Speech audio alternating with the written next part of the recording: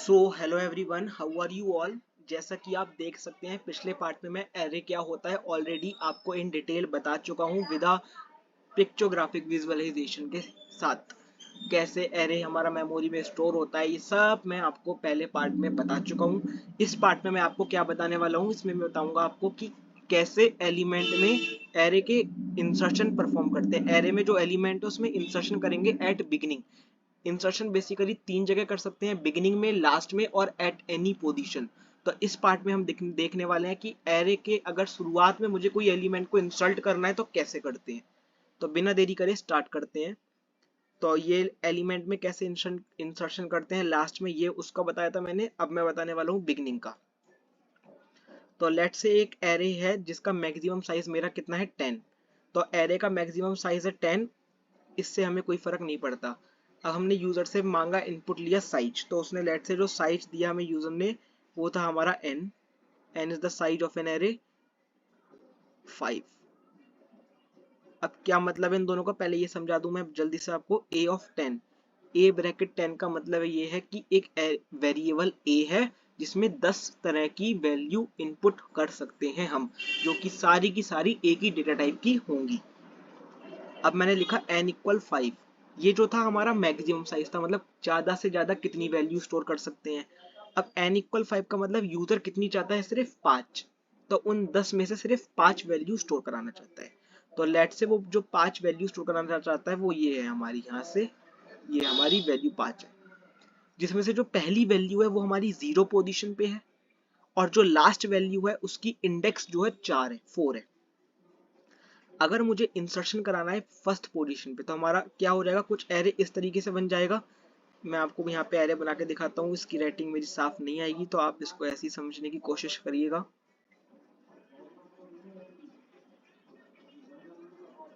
One,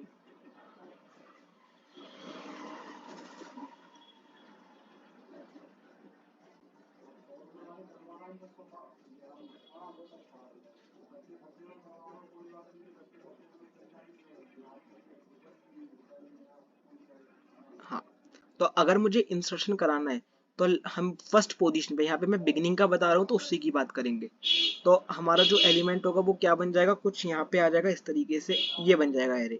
यहाँ पे हमारा एलिमेंट आ जाएगा और जो बाकी के एलिमेंट है यानी कि वो इस तरफ को शिफ्ट हो जाएंगे। ये रहेगा 2, 3, 5, 6 और ये हो जाएगा 9।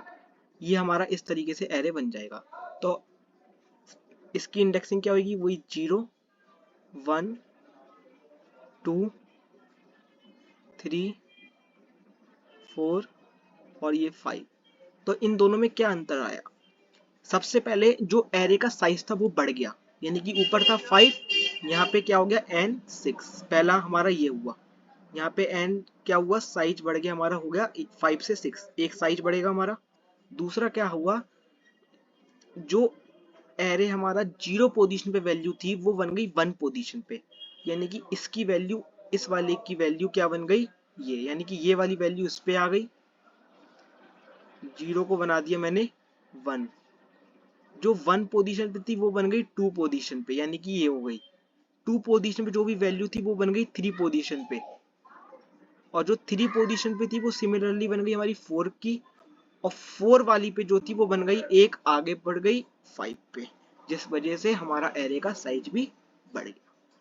इन शॉर्ट अगर मैं इसको एरे की फॉर्म में लिखूं तो कैसे लिखूंगा, ये आप देखिए। अगर आपको समझ में आता है तो आप ये ऑपरेशन आराम से परफॉर्म कर लेंगे।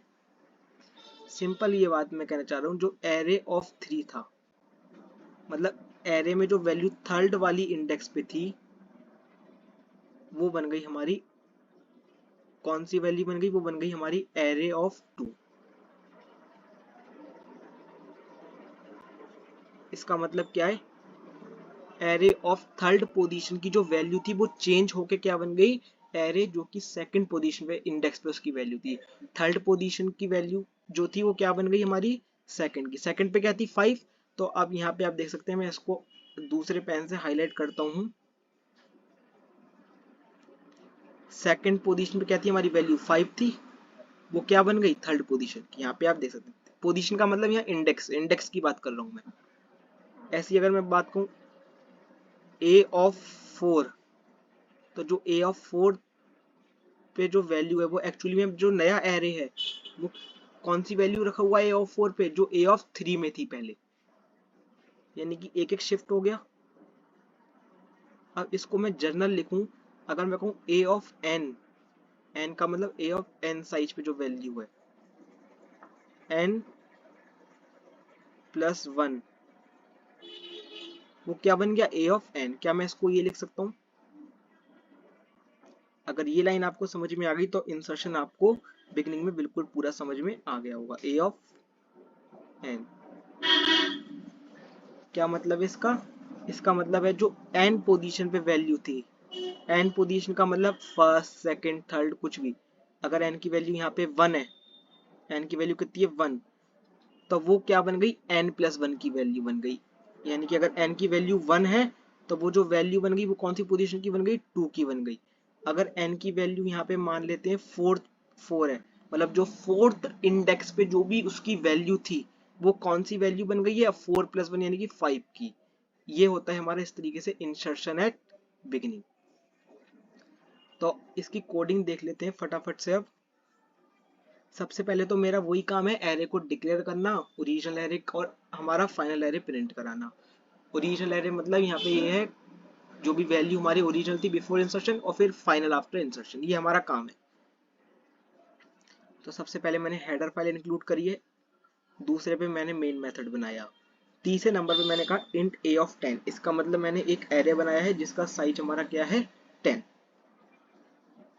अब यहाँ पे इंट n है i है, n क्या है हमारा साइज ऑफ एन एरे, और i का मतलब क्या है हमारा यहाँ पे कि मुझे कौन से कितनी बार वो लूप चलाना है। यहाँ पे i का ये काम है। और पॉज अभी कुछ नहीं है, इसको मैं अगले पार्ट में बताऊंगा, इसको हटा देते हैं अभी। और num क्या मुझे नंबर प्रिंट कराना है। अब यहाँ पे मैंने क्या करा enter the size of an array, input लिया यूजर से क्या साइज चाहता है, फिर मैंने क्या करा उससे इनपुट लिया कि वो कौन सा नंबर बिगिनिंग में प्रिंट कराना चाहता है।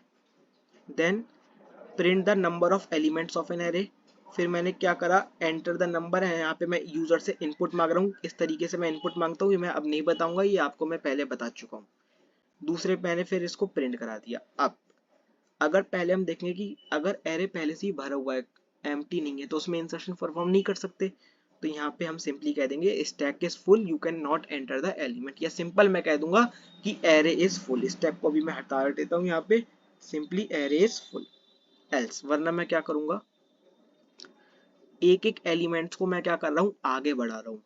तो यहाँ पे देखें आप, जब मैं आगे बढ़ाऊंगा तो मैं पहले 4 वाले को बनाऊंगा 5, फिर 3 को बनाऊंगा 4, यानी कि मैं जो चलाऊंगा लूप वो कहाँ से चलाऊंगा 4।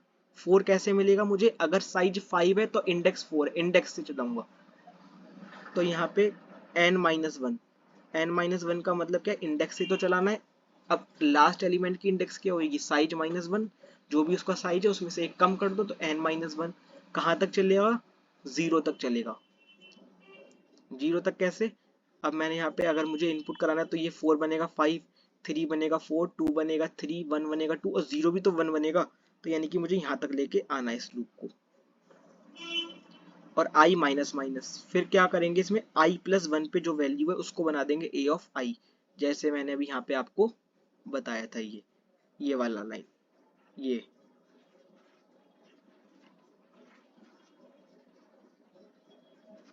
तो फिर क्या करेंगे ये हो जाएगा इतना। इसके बाद क्या करेंगे, अब वो जगह खाली हो गई, ये हमने एक एक इस हिस्से से हमने क्या करा एक एक वैल्यू को आगे बढ़ाया है।